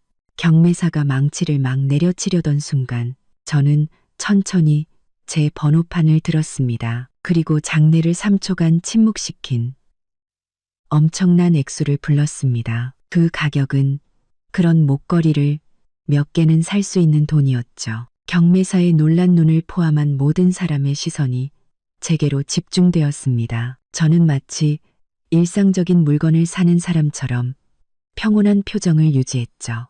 낙찰되었습니다. 축하합니다. 망치가 내려쳐졌고 다시 한번 박수가 터져 나왔습니다. 이전보다 훨씬 더 뜨거운 박수였죠. 저는 가장 뒷줄 구석에서 누군가 숨을 크게 들이마시는 소리를 똑똑히 들었습니다. 저는 돌아보지 않았습니다.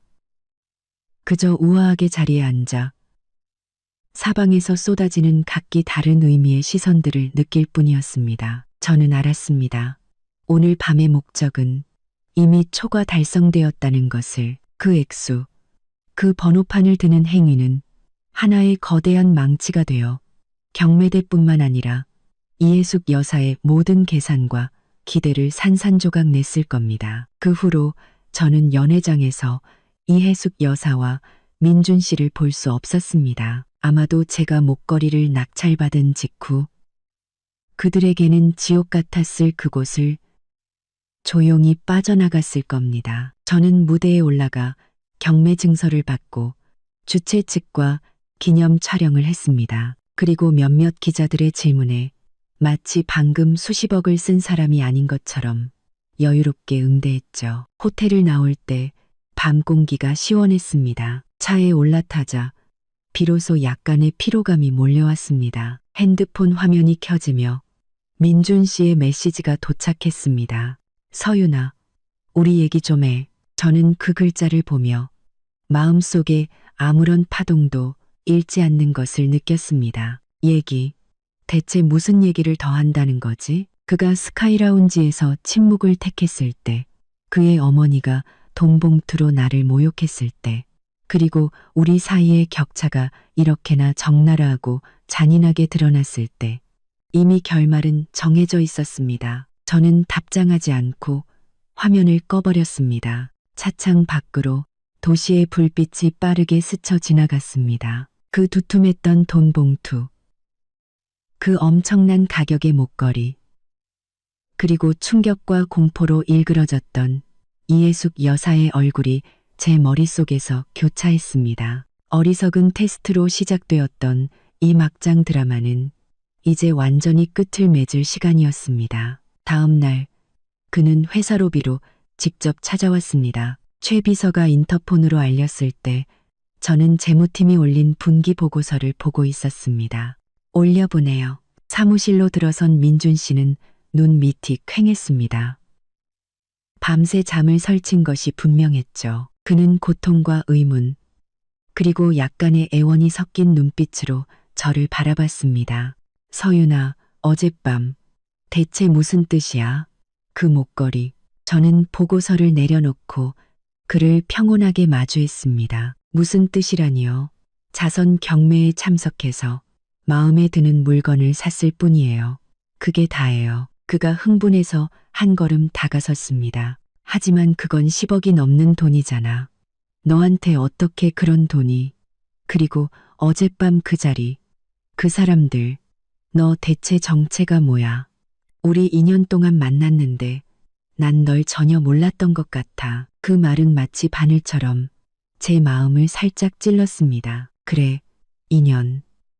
그는 한 번도 제 진짜 세계를 알려고 하지 않았습니다. 아니, 어쩌면 그는 제가 그저 자신의 보호가 필요한 평범한 여자이기를 무의식적으로 바랐을지도 모릅니다. 저는 숨을 깊게 들이쉬고 차가운 목소리로 말했습니다. 제가 누구인 게 중요한가요? 중요한 건 당신 어머니가 그 돈 봉투로 저를 내치려 했을 때, 당신이 우리 집안에 어울리지 않는다고 생각했을 때, 당신은 침묵했다는 사실이죠. 이제 와서 제가 당신들 생각보다 돈이 좀 많아 보이니까 속았다고 생각하고 모욕감을 느끼는 건가요? 그런 뜻 아니야. 그가 다급하게 변명하며 당황한 표정을 지었습니다. 엄마가 잘못한 거 맞아. 내가 1000번이고만 번이고 대신 사과할게.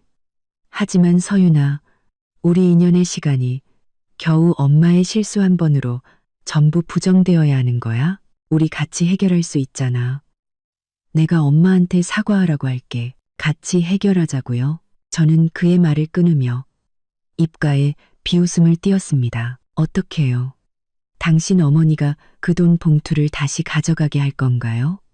아니면 앞으로 저를 볼 때마다 웃으며 반겨달라고 할 건가요? 민준 씨, 문제는 당신 어머니의 태도가 아니에요. 우리는 애초에 다른 세상 사람이라고요. 제가 원하는 걸 당신은 줄 수 없고, 당신과 당신 어머니가 원하는 며느리가 되어줄 생각도 저에겐 없어요. 그의 얼굴이 하얗게 질렸습니다. 너는 처음부터 나랑 잘해볼 생각이 없었구나. 그렇지? 넌 우리 집을 구경거리로 생각하고 있었던 거야. 그 돈 봉투 받을 때도 속으로는 우리를 비웃고 있었던 거지? 저는 마침내 인내심을 잃었습니다. 민준 씨, 테스트를 한 건 제 잘못이에요. 인정해요. 하지만 내가 당신들을 비웃었다고요? 아들이 사랑하는 사람의 가치를 돈으로 매기는 어머니를 비웃어야 하나요? 아니면 자기 여자친구가 모욕당하는 순간에 한마디도 못하는 남자를 비웃어야 하나요? 저는 마지막 남은 온기마저 거두고 문을 가리켰습니다. 우리 관계는 여기까지예요. 나가주세요. 그는 그 자리에 서서 가슴을 크게 들썩였습니다. 그의 눈빛은 애원에서 분노와 굴욕감으로 변해 있었죠. 그래, 알았어. 박서윤, 너 정말 대단하다. 우리가 감히 넘볼 수 없는 분이셨네. 그는 획 돌아서서 문을 세게 닫고 나가버렸습니다. 쾅하는 소리가 사무실 안에 울려 퍼졌습니다. 저는 의자에 등을 기댄 채 눈을 감았습니다. 깊은 피로감이 몰려왔죠. 관계의 끝은 누구의 잘못이든 간에 유쾌하지 않은 법이니까요. 몇 분 후 저는 눈을 떴습니다. 눈빛은 이미 평온을 되찾아 있었죠. 저는 내선 전화를 눌렀습니다. 최 비서, 오후 일정 비워줘요.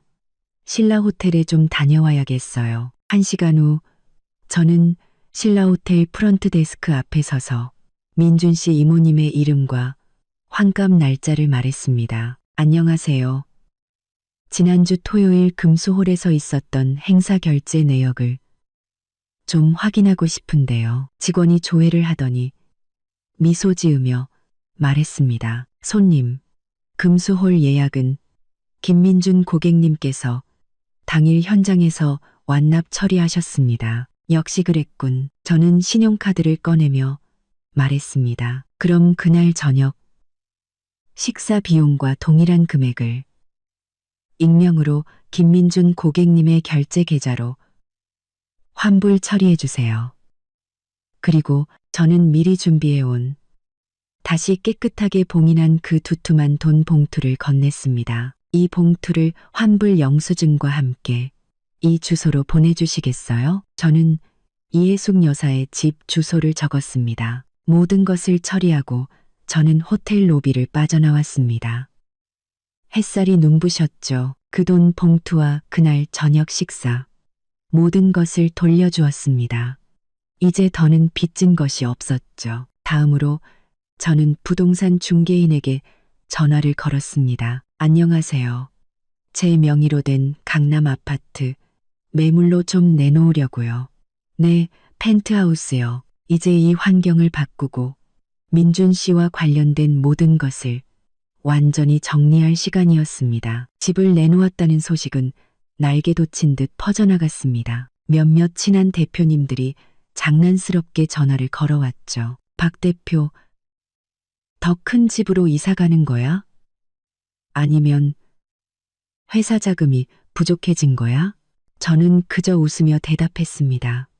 그냥 분위기 전환 좀 하려고요. 오직 최 비서만이 걱정스러운 눈으로 저를 바라봤습니다.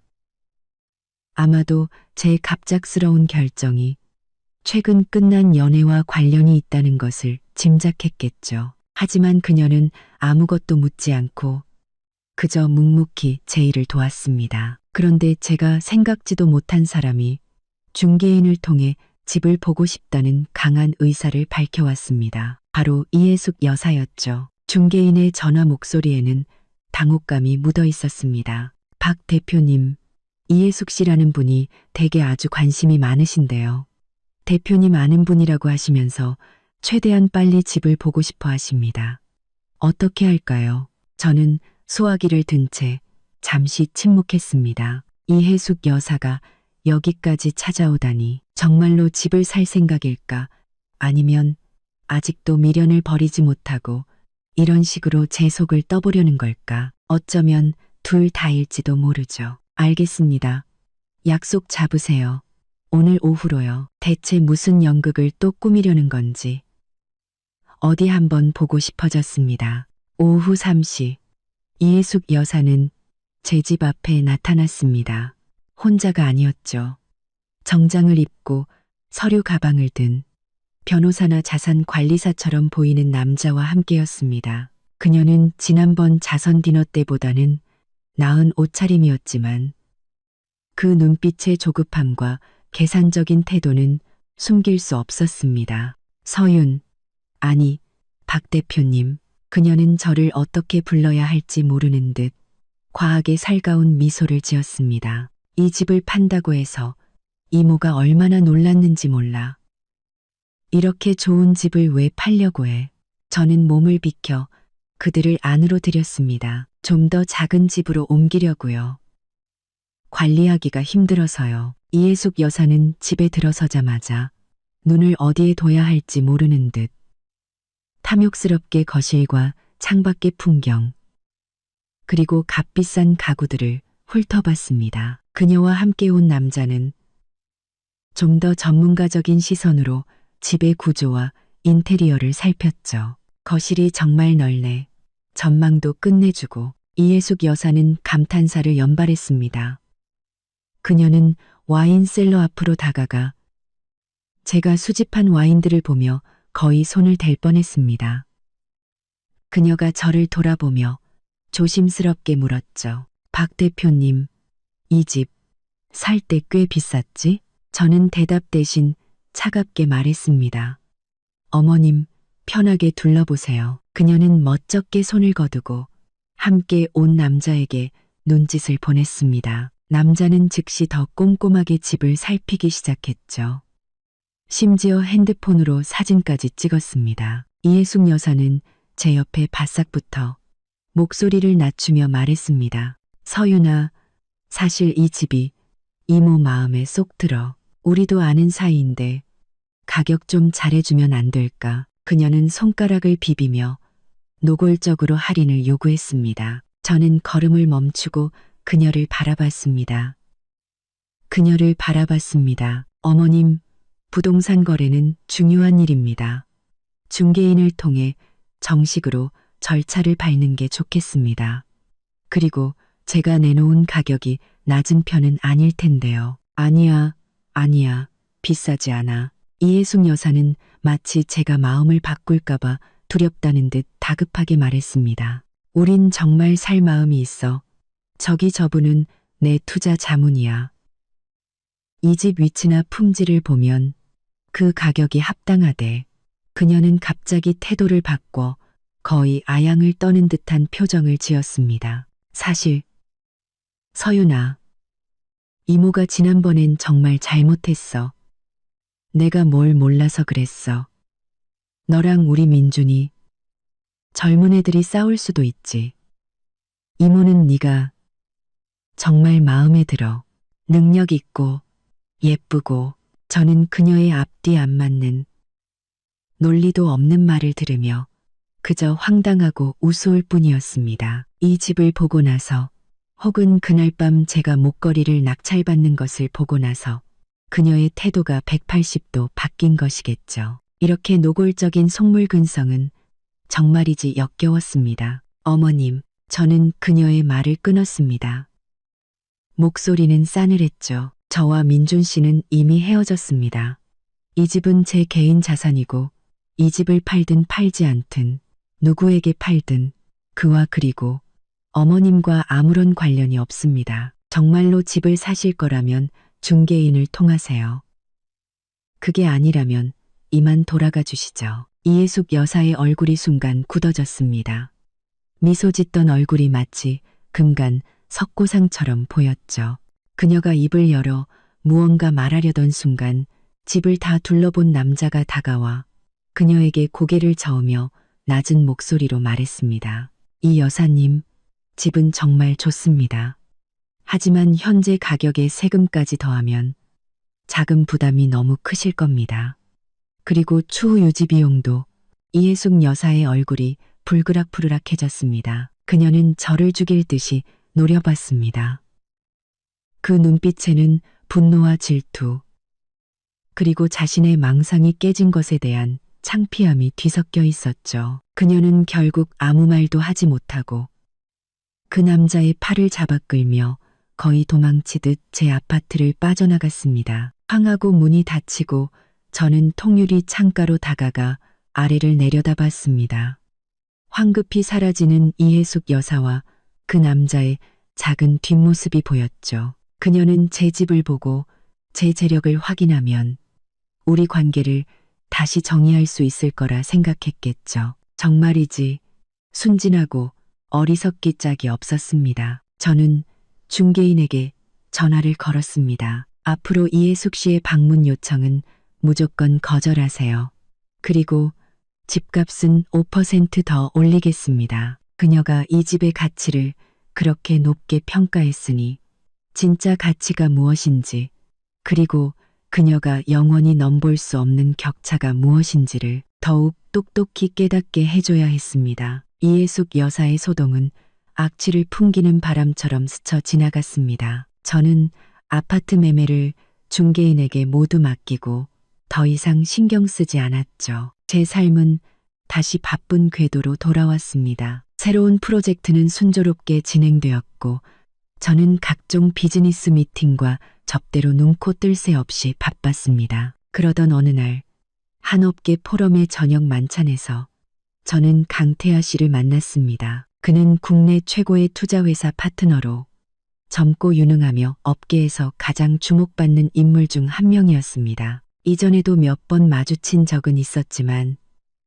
깊은 대화를 나눈 것은 처음이었죠.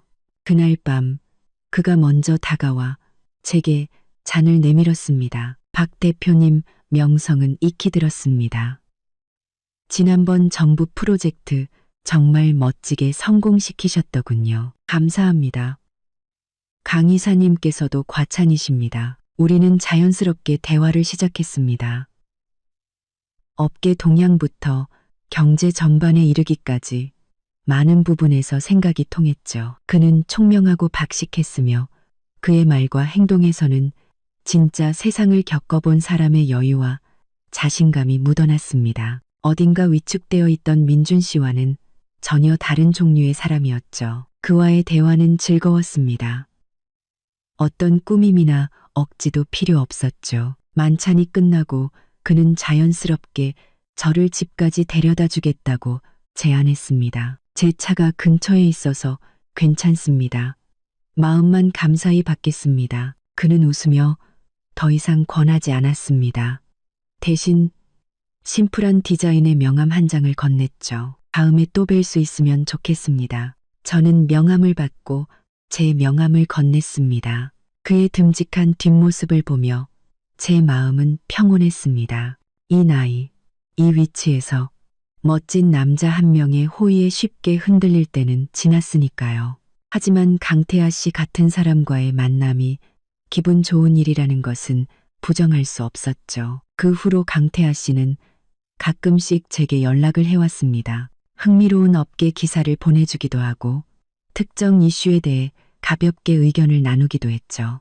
그의 접근은 성숙하고 절제되어 있었으며 상대를 존중하는 태도가 느껴졌습니다. 저는 이지적인 교류를 즐겼고 그와의 만남은 불쾌한 감정이 차지했을지도 모를 제 시간을 긍정적으로 채워주었습니다. 우리가 함께 있는 모습이 가끔씩 업계 사람들의 입에 오르내린다는 것도 알고 있었습니다. 그러던 어느 날 저는 모르는 번호로 걸려온 전화를 받았습니다. 전화를 받자 수화기 너머에서는 이해숙 여사의 울음 섞인 분노에 찬 목소리가 들려왔습니다. 박서윤, 네가 어떻게 이럴 수가 있어. 저는 미간을 찌푸리며 전화를 끊으려 했습니다. 우리 민준이한테 이러면 안 되지. 그녀는 거의 소리를 질렀습니다. 전화기 너머로 그녀를 말리는 민준 씨의 목소리가 들렸지만 그녀는 막무가내였습니다. 네가 돈 많고 잘난 거 알아. 그래서 우리 무시하는 거 알아. 그래도 그렇지. 어떻게 헤어지자마자 다른 놈을 만나. 우리 민준이는 어떡하라고. 걔가 너 때문에 며칠째 식음을 전폐하고 회사도 잘릴 판이야. 너 양심도 없어? 저는 조용히 듣고 있다가 그녀의 히스테리가 잠잠해질 때쯤 차갑게 입을 열었습니다. 이해숙 씨, 첫째, 저와 김민준 씨는 이미 헤어졌습니다. 제 사생활은 당신과 그 사람 누구와도 상관없습니다. 둘째, 김민준 씨는 성인입니다. 자신의 감정과 직장 생활은 스스로 책임져야죠. 마지막으로 한 번만 더 이런 식으로 저를 괴롭히면 경찰에 신고하겠습니다. 저는 말을 마치자마자 전화를 끊고 그 번호를 차단했습니다. 세상이 조용해졌습니다. 하지만 이해숙 여사의 이 뻔뻔한 비난은 제 마음속에 남아있던 마지막 미련마저 깨끗하게 지워버렸습니다. 어떤 사람들에게는 자신의 속물근성과 편협함이 아니라 상대방이 더 잘 나가는 것이 잘못인 모양입니다. 저는 핸드폰을 들어 강태하 씨가 보낸 주말 미술관 전시회 초대 메시지를 확인했습니다. 그리고는 망설임 없이 답장했죠. 좋아요. 주말에 찾아간 미술관은 낡은 공장을 개조한 아주 멋진 곳이었습니다. 강태하 씨는 편안한 차림이었지만 특유의 고급스러운 분위기는 감출 수 없었죠. 우리는 전시를 보고 미술관 카페에 앉아 이야기를 나누었습니다. 그러다 제 핸드폰이 울렸습니다. 동네 주민센터 번호였죠. 박서윤 씨 되시죠? 여기는 5호동 주민센터인데요. 이해숙 씨라는 분이 오셔서 감정적인 문제로 상담을 요청하시는데 자꾸 박서윤 씨를 만나게 해달라고 하셔서요. 제 머리끝까지 화가 치밀어 올랐습니다. 이해숙 여사가 이제는 주민센터까지 찾아가서 난리를 치다니. 저는 분노를 억누르고 차분하게 말했습니다. 저는 그분과 해결할 문제가 전혀 없습니다. 계속해서 저를 괴롭히면 경찰을 부르겠습니다. 그렇게 전해주세요. 전화를 끊자 강태아 씨가 걱정스러운 눈으로 저를 보고 있었습니다. 저는 애써 웃으며 말했죠. 개인적인 일이에요. 다 해결됐습니다. 그는 더 묻지 않고 화제를 돌려주었지만 이 끝없는 괴롭힘은 정말이지 역겨웠습니다. 저는 이 문제를 확실히 끝내야겠다고 결심했습니다. 집으로 돌아오자마자 저는 컴퓨터를 켜고 이메일을 작성했습니다. 수신이는 민준 씨가 다니는 회사의 인사팀이었죠. 저는 차분하고 객관적인 어조로 이해숙 여사가 제게 가한 지속적인 괴롭힘에 대해 설명했습니다. 그리고 이런 행위가 계속될 경우 법적인 조치를 취할 수밖에 없으며 이는 김민준 씨의 직장 생활에도 부정적인 영향을 미칠 수 있음을 정중하게 알렸습니다. 그가 다니는 곳처럼 평판을 중요시하는 조직에서 이런 문제는 아주 심각하게 받아들여질 겁니다. 전송 버튼을 누르는 순간 제 마음은 놀랍도록 평온했습니다. 저는 그들에게 품위 있게 끝낼 기회를 주었습니다. 그들이 걷어찼을 뿐이죠. 그렇다면 그들이 알아들을 수 있는 방식으로 이 경계선을 확실히 그어주는 수밖에요. 메일을 보낸 후 세상은 정말로 조용해졌습니다. 더 이상의 전화도 메시지도 없었죠. 저는 마치 집안 구석의 마지막 먼지를 털어낸 것처럼 후련한 마음으로 제 새로운 삶에 집중했습니다. 아파트는 곧 좋은 가격에 팔렸고 저는 회사 근처의 고급 레지던스로 이사했습니다. 강태아 씨와의 관계는 일과 사적인 만남을 오가며 천천히 그리고 단단하게 발전해 나갔습니다. 얼마 후 한 경제 잡지에서 저를 인터뷰했고 그 잡지가 발간되었습니다.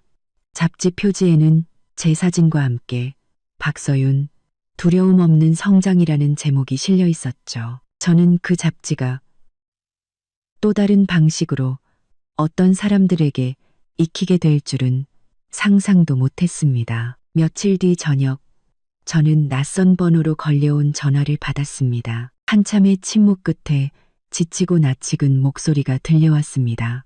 서윤아, 나 민준이야. 저는 아무 말도 하지 않았습니다. 그가 힘겹게 입을 열었죠. 잡지 봤어. 축하해. 저는 여전히 침묵했습니다. 그가 거의 애원하는 듯한 목소리로 말했습니다. 서윤아, 내가 다 잘못했어. 정말 미안해. 내가 부족해서 너를 지켜주지 못했어.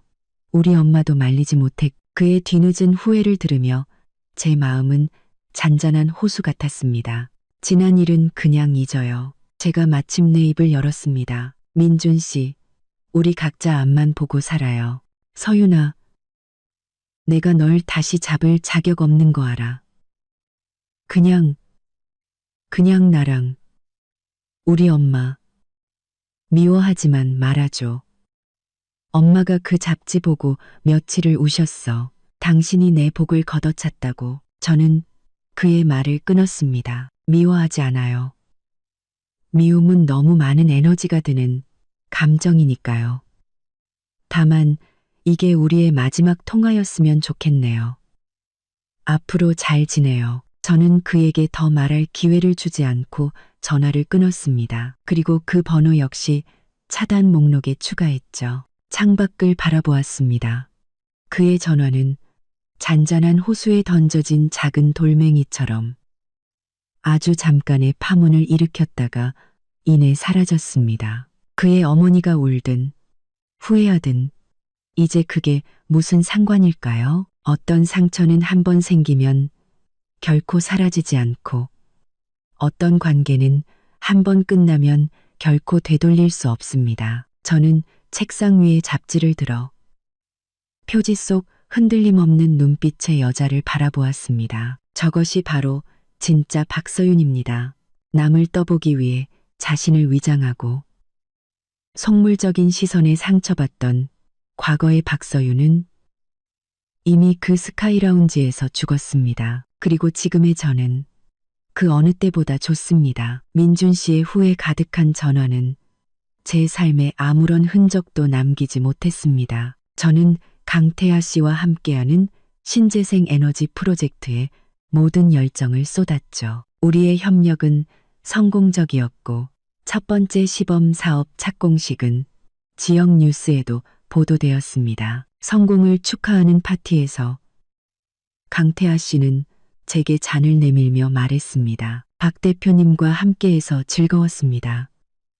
이것이 시작이기를 바랍니다. 그의 눈빛에는 분명한 호감이 담겨 있었죠. 그날 밤 저는 변호사로부터 한 통의 전화를 받았습니다. 김민준 씨의 법률 대리인이라고 자신을 소개한 그는 제가 이전에 반환했던 물품들에 대한 확인을 요청했습니다. 그 돈 봉투와 식사 비용이었죠. 민준 씨는 가장 공식적이고 단호한 방식으로 우리 사이에 마지막 연결고리를 끊어내려 하는 듯 했습니다. 어쩌면 그것이 그가 그리고 그의 어머니가 이 불균형한 관계 속에서 지킬 수 있는 마지막 자존심이었을지도 모릅니다. 네, 제 이메일 주소는 전화를 끊자마자 메일이 도착했습니다. 첨부 파일에는 이체 확인증과 이해숙 여사가 수취인으로 되어 있는 택배 영수증 사진이 들어 있었죠. 차가운 서류들이 우리 관계의 종결을 공식적으로 알리고 있었습니다. 그래, 이게 좋아. 깔끔하고 명확하고 저는 더 이상 답장할 필요성을 느끼지 못했습니다. 바로 그때 또 다른 전화가 걸려왔습니다. 박 대표님, 아파트 잔금 모두 입금 완료되었습니다. 부동산 중개인의 들뜬 목소리였죠. 과거가 담겨 있던 그 집도 이제 완전히 과거의 것이 되었습니다. 모든 것이 새롭고 더 넓은 방향으로 나아가고 있었습니다. 저는 잠시 망설이다가 강태하 씨의 번호를 눌렀습니다. 전화는 바로 연결되었죠. 박 대표님, 아직 안 주무셨네요. 네, 방금 일이 좀 끝나서요. 강 이사님, 지난번에 말씀하셨던 그 실리콘밸리 스타트업 자료를 검토해 봤는데 몇 가지 논의하고 싶은 부분이 있어서요. 다음 주에 시간 괜찮으신가요? 물론입니다. 월요일 오후에 뵙죠. 장소는 제가 정하겠습니다. 네, 연락 기다리겠습니다. 전화를 끊고 저는 남은 샴페인을 한 번에 들이켰습니다. 기분 좋은 취기가 온몸에 퍼졌지만 머리는 그 어느 때보다 맑았습니다. 저는 알았습니다. 더 도전적이고 더 기대되는 새로운 여정이 제 눈앞에 펼쳐지고 있다는 것을. 과거의 모든 것은 이미 저 멀리 뒤처져 희미한 배경조차 되지 못했습니다. 진정한 강함이란 복수의 쾌감이 아니라 과거를 완전히 지워버리고 더 넓은 세상으로 나아갈 수 있는 능력에서 비롯되는 것이니까요. 그리고 박서윤은 그 능력을 이제 온전히 내 손에 쥐었습니다. 어느 가을 주말 오후 저는 새로 이사한 집 서재에서 다음 분기 예산안을 검토하고 있었습니다. 그때 낯선 번호로 긴 문자 메시지 하나가 도착했습니다. 서윤아, 나 민준이 엄마야. 이 문자 보내고 바로 번호 지울게. 우리 이 도시를 떠나기로 했어. 민준이가 지방으로 발령 신청을 했거든. 가기 전에 꼭 사과하고 싶었어. 정말 미안하다. 내가 눈이 어둡고 마음이 못돼서 내 복을, 우리 민준이 복을 다 걷어차 버렸어. 네가 지금 TV에도 나오고 그렇게 잘 지내는 거 보니까 다 네가 잘나서 그런 거다 싶다. 우리는 그럴 복이 없었던 거지. 돈 봉투랑 밥값은 민준이가 다 정리했으니 걱정 말고. 다시는 연락할 일 없을 거야. 강 이사님이랑 행복하게 잘 살아. 저는 핸드폰을 든 채 창밖에 수많은 차들과 개미처럼 작은 사람들을 내려다봤습니다. 문자 속 모든 단어에서 그녀 특유의 계산적인 진심이 느껴졌습니다. 그녀의 사과는 진정한 반성이라기보다는 더 잘나가는 저와 초라해진 아들의 현실을 마주한 뒤늦은 후회에 가까웠죠. 제 마음에는 아무런 파동도 동정심도 일지 않았습니다. 마치 나와 상관없는 사회면 기사를 읽는 것처럼 무감각했습니다. 저는 메시지를 삭제하고 그 번호를 차단했습니다. 해질녘의 햇살이 도시를 황금빛으로 물들이고 있었습니다. 저는 차키를 들고 강태아 씨와의 저녁 약속 장소로 향했습니다. 거울에 비친 제 모습은 수많은 일을 겪어낸 후의 평온함과 단단함으로 가득 차 있었죠. 문득 아주 오래전 남자친구의 가족을 떠보기 위해 일부러 싸구려 옷을 입고 갔던 제 모습이 떠올랐습니다. 그때의 불안함, 서러움, 그리고 그 어리석었던 계산들, 이제와 생각하니 마치 전생의 일처럼 아득하게 느껴졌습니다. 속물근성은 누구에게나 있을 수 있습니다. 하지만 진짜 강한 사람은 자신의 가치를 타인의 잣대 위에 올려놓지 않습니다. 저는 더 이상 누구도 시험할 필요가 없고 누구에게도 증명할 필요가 없습니다. 제 세상은 이제부터 망망대해처럼 넓고 자유로울 테니까요. 오늘의 이야기는 여기까지입니다. 여러분의 생각은 어떠신가요?